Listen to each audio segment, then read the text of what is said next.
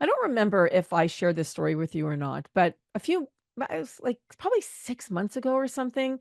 I was at a shopping center with my daughter, my 13-year-old, and she lost her phone. And in that moment, when she told me, like, I kind of saw her looking for something and I didn't really think much about it. And then I'm like, what's going on? And she's like, oh, I lost my phone. And when I heard that, I literally went into panic mode because I had just lost my phone or thought I lost my phone the week before, and I still had like major anxiety over it. And she looked at me and I literally went into like absolute anxiety. And she kind of looked at me and she was like, "Mom, calm down. Like, we're going to find it." And we ended up finding it. I ended up asking the cashier where, if they had found a phone, and they did. My daughter had put it down, and the luckily, the salesperson picked it up right away and put it behind the cash. But my daughter was like, "You gotta calm down, mom. Like, you just went from like 0 to like 100 in like seconds." And she wasn't wrong. I'm less able to cope with my stress, being in menopause now. But when I hear a situation like that, especially because it was a trigger for me, it was like, yeah, 0 to 100 really quickly. So I don't know if you feel the same way or the same thing happens to you, but now, even like, I mean, I'd always had anxiety, but now being in menopause, it definitely gets triggered more easily and it becomes more heightened faster. So in today's interview, I'm speaking to Jonny, who's been on the show before, but he provides us with some information, a new study that just came out on our black seed oil and how our black seed oil can help reduce cortisol. So when we do go into that panic mode, we increase something called, it's a hormone called cortisol, which is our stress hormone. So this is a way to help bring it down afterwards because it's that chronic elevation of stress, which it happens for most of us in perimenopause and menopause, which is leading to other side effects and other issues, including weight gain in our belly. So I love to know, or loved hearing, that there is now a study on black seed oil or thymoquin black seed oil to help reduce those cortisol levels when they do become elevated. But before I bring in our guest, I want to introduce you to myself. My name is Andrea Donsky. I'm a nutritionist for 20 years. I'm a health and wellness advocate for 25 years. And I'm also a menopause educator and published menopause researcher. And I'm also the co-founder of wearemorphus.com, a company that helps to empower you to take control of your health and symptoms as you go into perimenopause and menopause. Today, I'm speaking with Jonny Bowden, PhD and a board certified nutritionist. He's a member of the faculty of the Functional Medicine Coaching Academy and a nationally known expert on weight loss and healthy aging. His no nonsense, myth busting approach has made him a popular guest on television and on over 100 morning shows and podcasts. He's also spoken all over the world on topics related to metabolic dysfunction, insulin resistance, and especially on misinformation concerning cholesterol. Jonny is the best-selling author of 15 books and has sold collectively over 2.5 million copies. Some of his books include The 150 Healthiest Foods on Earth, The Most Effective Ways to Live Longer, Living Low Carb, and The Great Cholesterol Myth. Now, here's Jonny. Jonny Bowden, welcome back to Menopause Reimagined. Thank you. It's great to be here. And I don't think I've been here since you got your book deal. I'm so excited. I can't wait for that to happen. Oh, thank you. Yeah, it comes out in 2026, spring of 2026. And Hey, thank you. But, that's I'm catching up to you. You have, what is it, 15 or 16 books under your 15. belt? 15 is 16th coming out next year. Oh my gosh, that's amazing. 15, 16 books. So I'm on number 2. So I have a long, Good. but I love it. But I think this is great because it will really establish you as the expert that you are, but it will bring you to a much larger audience that deserves to hear you on menopause. And there are so few voices who really know what the hell they're talking about when it comes to menopause, and you're one of them. So I am thrilled that you're getting this deal. And any way I can help you promote it, I'm there. Thanks, Jonny. Oh, you're so sweet. So, funny enough, I was thinking about you because the last time I think I had you on my podcast was Thanksgiving last year. And I remember we actually taped it on Thanksgiving. You were like super sweet that you came on your holiday. So yeah, it's been a while. It's been a minute since you've been on. So today we are going to be talking about black seed oil. I know it's one of your favorite products, and it's one of mine too, because at Morphus, we have our black seed oil. It's called thymoquin, and it's, sells great for us, and it's a product that I love taking. So I thought it would be great if we can kind of get into what is black seed oil, why do we want to be taking it, and then I know that there's some new studies on it, so I thought we would just spend time talking about its benefits. Absolutely. And full disclosure, I take it every morning and I'm not in menopause. It is really truly a remarkable supplement. I'm actually, for many years, I've been interviewed about the top supplements for everybody to take. And was trained in functional medicine, which basically is one size does not even begin to fit all. Everything has to be personalized and adapted. But that said, I always feel there are like three basic supplements that have a huge ROI. They just everybody benefits from them. They are vitamin D, Mm. magnesium, and fish oil. I'm seriously thinking of adding black seed oil as the fourth foundational supplement that almost anyone could benefit from.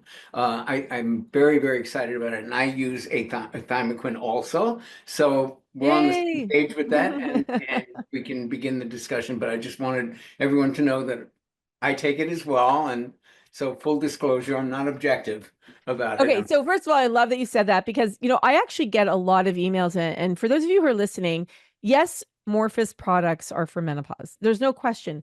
And they're also for other people too. So, for example, like I've had people ask us, can thymoquinone be taken by other people? What about fiber S? What about your magnesium? What about your sleep S? The answer is yes, yes, yes, and yes. So, a lot of our products can be taken by other people in your family. So, and again, depending what it is, like our foundational supplements, like first of all, everything that you mentioned, I'm a big fan of. So we have our Morphus omega-3 tea, we have our thymoquinone black seed oil, we have our Morphus magnesium. The only thing we don't have yet, which I'm hoping it comes in the next year, is our vitamin D. So we're going to have a product that has vitamin D. And Jonny, I'm going to have you flex for a second And here. wait You 1 second before you go on, please promise me when you get your vitamin D3 product, you put vitamin K2 in it. I know and you would, K7. but I want Yes, everybody, yeah, in the Mark 7 form of that. And I know you would do that anyway, but I want 100%. people to know they need to be taken together. Okay, so here's the thing, Jonny. I want you to flex for a minute. Your age. You just had a big birthday. So you're talking about, and I That know big. it's a big birthday in the sense that you're talking about supplements that are your kind of your go-tos, and you're how old now? 78. To me, it's a big birthday in the sense that it's incredible that you've been doing this for how long? I started in this career in 1991 at Equinox as a personal trainer. So I guess that makes it Yeah. 33 years in practice. So you know what you're talking about.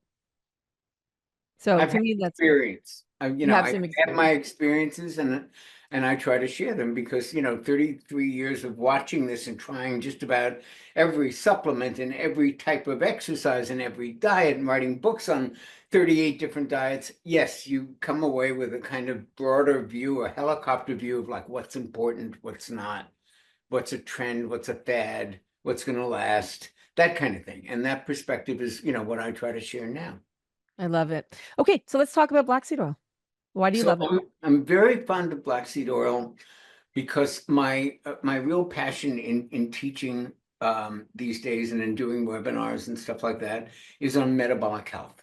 I wrote a bestseller, as you know, The Great Cholesterol Myth, and in the revised edition of that book, uh, I would say half of it's about insulin resistance, and insulin resistance is metabolic health. It Yeah. underlines every chronic disease that we know of.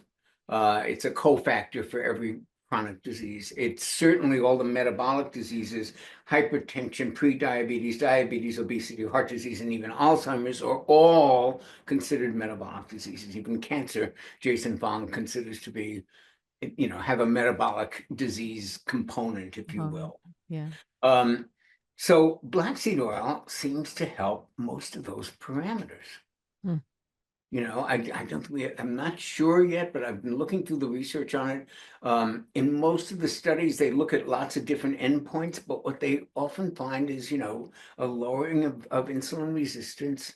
Um, uh, Triglycerides go down. All these markers that we look at for metabolic health, they seem to be improved by black seed oil. It's Yeah. very anti-inflammatory. It's a tremendous antioxidant. And when a product's been used for like over 1,000 years, Yeah. even if it's anecdotal evidence, I always give that a little bit of respect. It's like people aren't that dumb. They don't keep using something just because somebody told them about it. They use it when they see results with it. Uh, Yeah.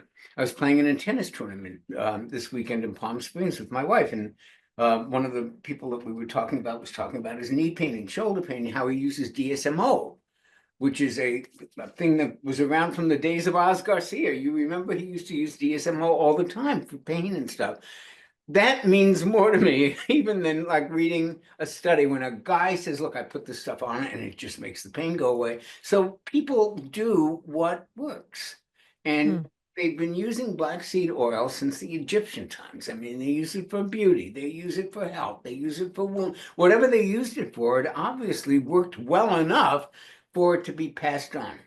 And when a product like even apple cider vinegar is another example, when these things have been used for centuries, you want to find out if there's anything there. And with apple cider vinegar, when I first wrote the 150 healthiest foods on earth, there wasn't much research on it. And, but we did definitely know that people were using it for stuff. Now there is research that confirms why it's good. And that's kind of what's happening with black seed oil. I mean, 1,000 years ago, they didn't have research. They just had experience, which is a very, you should respect experience. It's not just, oh, that's just anecdotal. You get enough anecdotal evidence, it turns into actual evidence. Well, there's a lot of research on black seed, on thymoquinone. Now there is. Yeah, there's a lot. If you go into PubMed, and anybody can do this, go to PubMed.gov. That's the National Institute of Medicine Library. Every study ever published anywhere in the world is on there. Thousands and thousands and thousands. And you put black seed oil in, there's 20, 30, 40 pages worth of stuff. Yeah, it's amazing. I mean, it's a tremendous amount of stuff that's been done on black seed oil.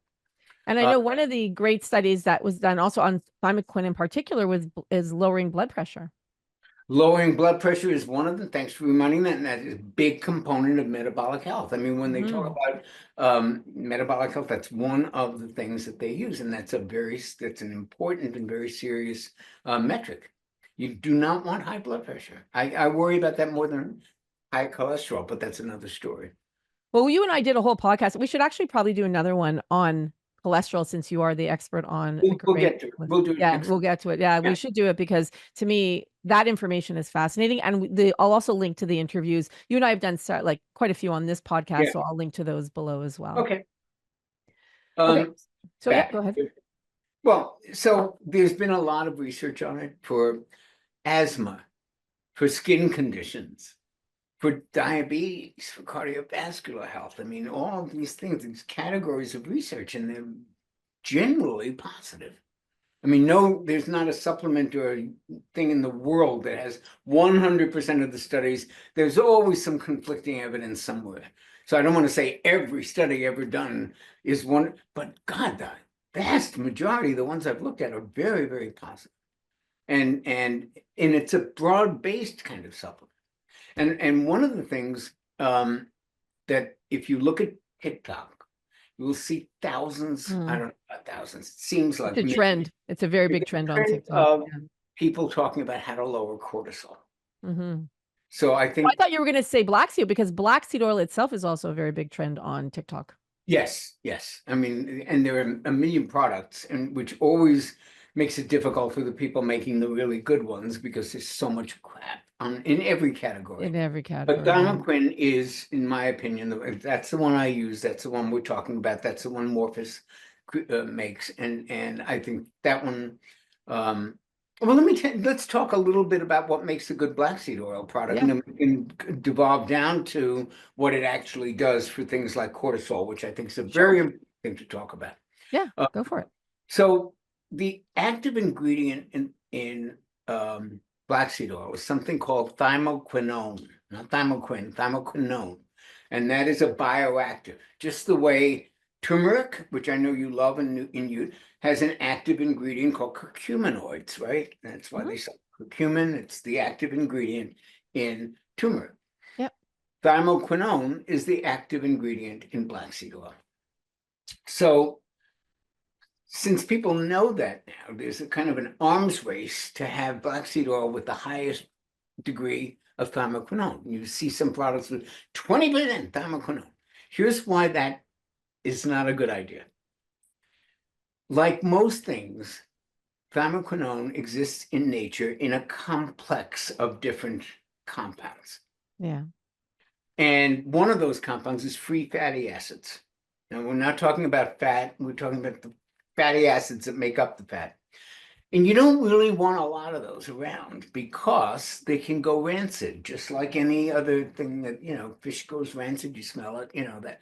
So the proportion of thymoquinone to free fatty acids is critical.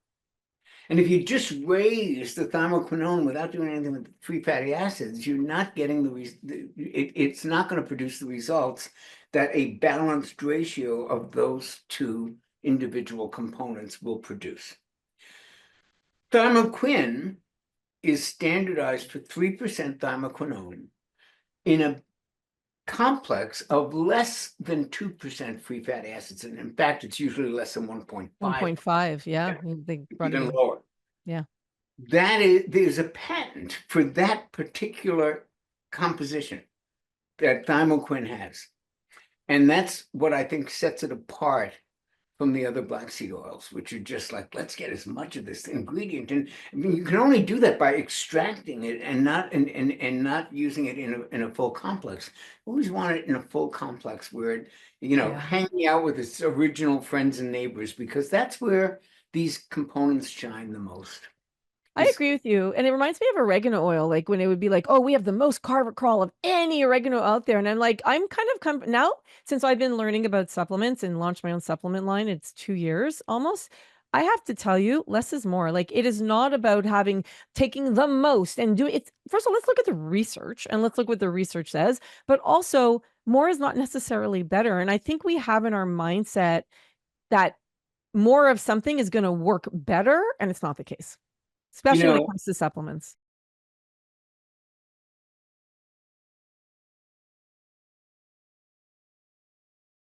complete sidebar, but a very well-known supplement company, Metagenics, which we all know and respect, they kind of pioneered that, and they had the greatest nutritional biochemist of our time, Jeffrey Bland, designing their supplements. And when I started 30 years ago, there's not that much of this stuff. No, because it was beautifully balanced in a synergistic complex that Yeah, was more effective than just taking whatever the nutrient of the day was and extracting it and making it unnaturally large compared to yeah, what it was. And that's not good. They did that with CBD extractions. Let's get more of it, as opposed to a whole spectrum, or what they call full spectrum, which is all of the nice little units that live together and have, totally agree. yeah, and have functions that we might not know about, but that work Yeah. synergistically. And so that's what thymoquin has. Okay, so going back to what it does. Um, cortisol. Cortisol is the body's major stress hormone, followed by adrenaline. They usually go together. And cortisol is the reason everybody wants to lower it is that there are a lot of bad effects to having constantly elevated cortisol. Chronic. Hmm. And people think because of that, that cortisol is a bad hormone. You would die without cortisol. Cortisol is like first gear on your car. You don't want to drive down the highway on it, but it gets you out of a ditch. It gets you out of an emergency. It gets you out of where your back tires are in the snow. You need first gear. You need cortisol. Cortisol, basically, if you want like a metaphor for it, Paleolithic man on the African Serengeti, here's a lion in the bushes. Cortisol floods the body, which has a number of metabolic effects. It diverts blood from the stomach, because what do you need to digest food for if you're about to be food? We don't need all of our energy in the stomach. Now, where do we need it? It goes to the limbs, so that you can either pick up a stick and fight the woolly mammoth off, or you can run up a tree. It increases your blood pressure. It increases your heart rate. All wonderful things if you're running from Dilates your pain. pupils. Yes, all of that, so you can see better, right? So all of these things nature gave us are very, very important. But there's a wonderful book it's probably the best book ever written on stress, called Why Zebras Don't Get Ulcers. And they explain the exact same process. The zebra sees that cortisol floods the body. They run from the lion, but guess what happens when they get away? It's like it never happened. It just goes right back down to normal. That's right. And that's kind of the metaphor for why Not with us. You're in a stressed, fight or flight thing, and the emergency's over, and you're still fight or flight. You're Because still the next thing is coming. the You're next getting thing's coming, and you're like, constantly in an elevated cortisol yeah. state. And that does several things. It shrinks a portion of the brain called the hippocampus, which is involved in memory and thinking and learning. And probably the most important for audiences, you tell them this and they go, oh, wait, it puts fat around the belly. Why does it put it around the belly and nowhere else? Because it's metabolically active fat. And it's also the most dangerous kind of fat. Yeah. Right? So funny story. When I started as a trainer at Equinox, I didn't know any of this stuff. I mean, I knew nothing. I knew what trainers were taught by the American Dietetic Association. And for those of you who are listening on our podcast, Jonny gave a huge eye roll for that one, just so you know. Like if you're watching us on YouTube, you could see it, but then if you're not, I had to, because that was kind of funny to watch. So we did not know any of this stuff. And I Yeah. would have these executives. I would say most of my clients were women then.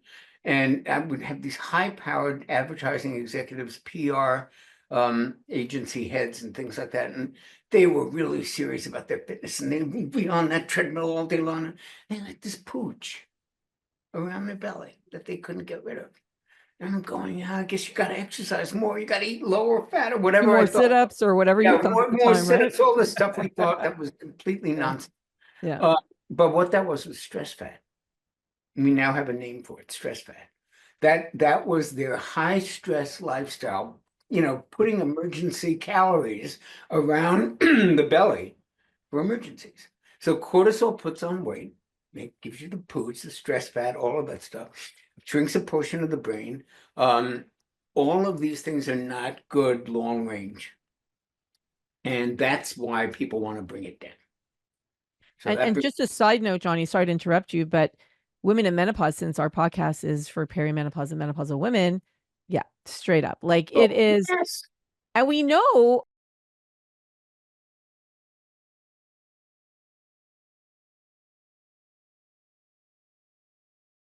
And Jonny, I don't know if you know this, but I'm now a published menopause researcher. We have 4 abstracts that were published in the journal Menopause in December.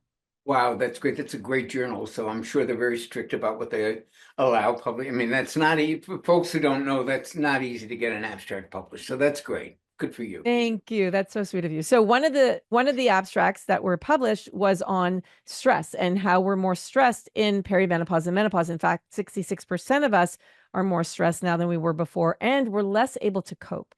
And we know, like everything you were just talking about, cortisol. So we're more prone to higher levels of cortisol, as you showed before, kind of we spike, and then also fat around our bellies, weight gain, all of that. So it's such a big insulin resistance. It is such a massive issue for women in perimenopause and menopause.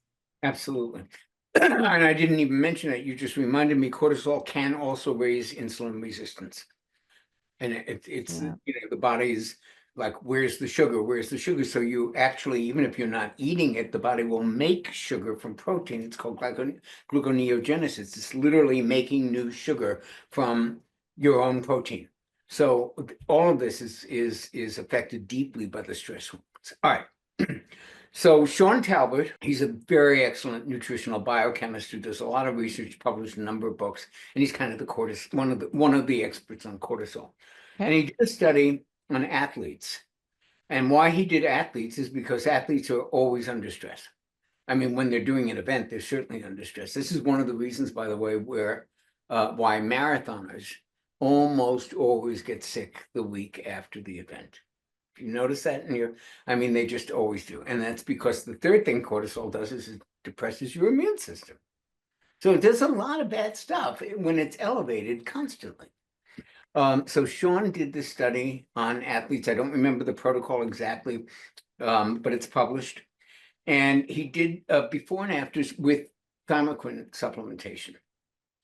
And there were a number of metrics that aren't relevant to this discussion that improved, but the one that is relevant to the discussion is that he measured cortisol levels, and they went down by 44%. Wow. That's amazing. That is a very significant finding. Wow. Because there aren't many supplements that actually can lower cortisol. Phosphatidylserine seems to have some effects, but this was a very dramatic effect and very, something worth noting. And I think that Mhm. that's another excellent reason why, black seed oil or thymoquinone should probably be in our foundational supplements. So, Johnny, when we take thymoquin, so we on our label it says to take 2 a day That's what I do. on an I, empty stomach. I do the same thing. Okay. So if somebody can't take it on an empty stomach, can they take it around food? Will it still have the same effects? Yes, and there, some of these suggested uses, and I definitely think that that's probably true. It would be better on an empty stomach, but if you can't, then take it anyway. It's the same sort of thing as with the timing of when you take your vitamins. You and I will probably advise the average client to take them with food. Why? Because some people have a reaction they get when their belly feels funny when they take vitamins or when they can't get it down or whatever it is. And so just as a precaution, we tell everyone, take them with food. It's probably better. But I take them on an empty stomach frequently because I'm not eating. I'm intermittent fasting. I need my morning, but so I think it's better to take it than to not take it because it's not ideal. But yes, it Okay. seems to be that the best time to take it is in the morning on an empty stomach. But I don't know of any studies. It probably never will design one. It's just too expensive to find this out. Where you had a control group Yeah. and an experimental group, and one took. Are you going to really see a difference? Probably not. This is just suggested best use, but Yeah. don't let that stop you if you can't do it with food. Yeah, and I agree. And I'm also like, I find it could get overwhelming where like, take it like this, take it like that. Just take them. Just remember to take Just them. take And them. that Just just take them. take them. That's the end at the end of the day. Because if you don't take them, you're not going to see any benefit, right? So the whole point is just to take them. So what's the dosage? 2 a day, right? Two a day, 500 milligrams a day. Okay, so that's easy. Okay, perfect. And that basically helps to reduce your cortisol by 44%. That's huge.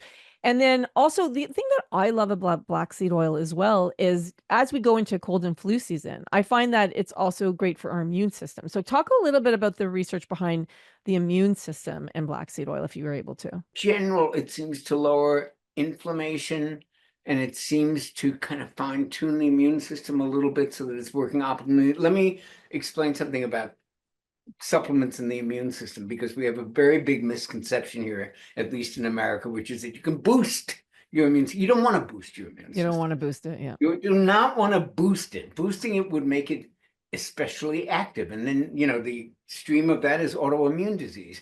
What you want is it for it to be functioning optimally so that it can tell the difference between your thyroid and an invading tissue or an invading microbe, so that Yeah.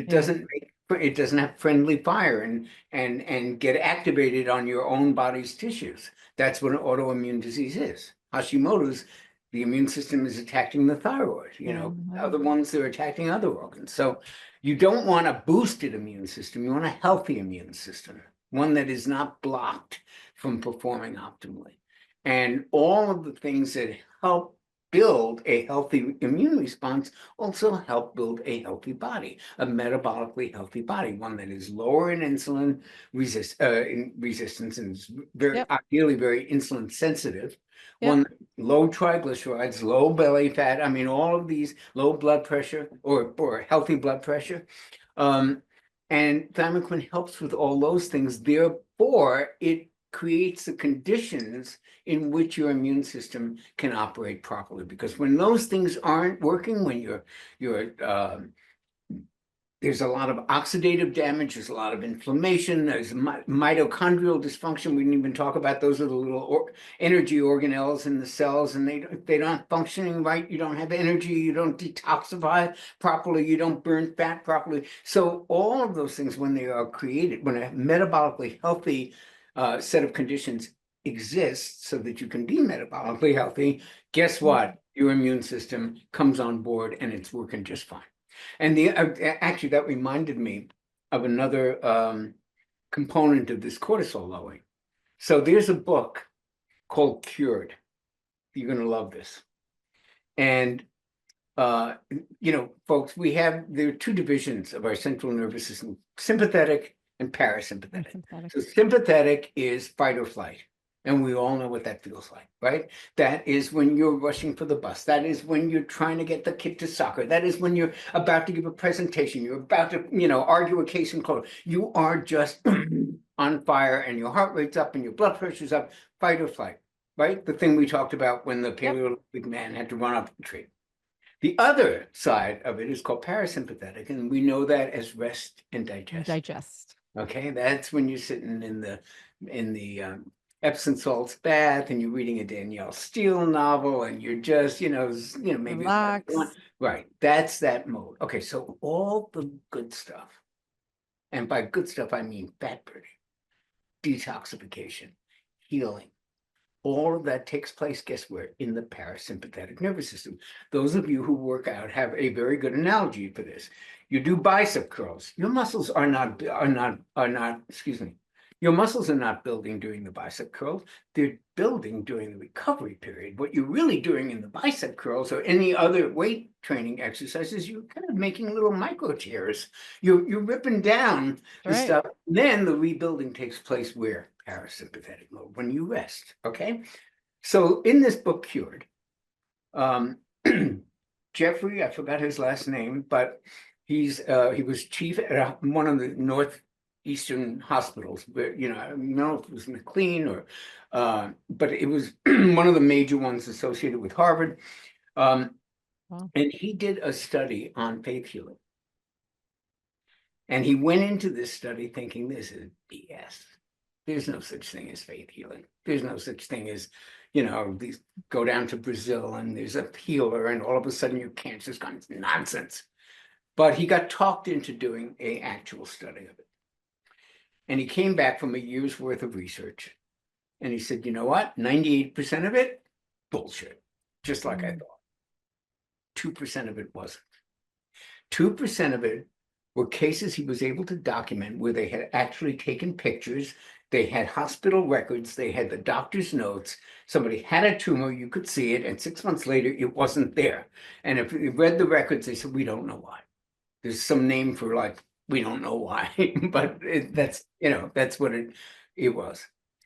And so he looked at those few cases that were documented where people had irreversible conditions, supposedly irreversible conditions. They had 6 months to live. They had a year to live, whatever it was.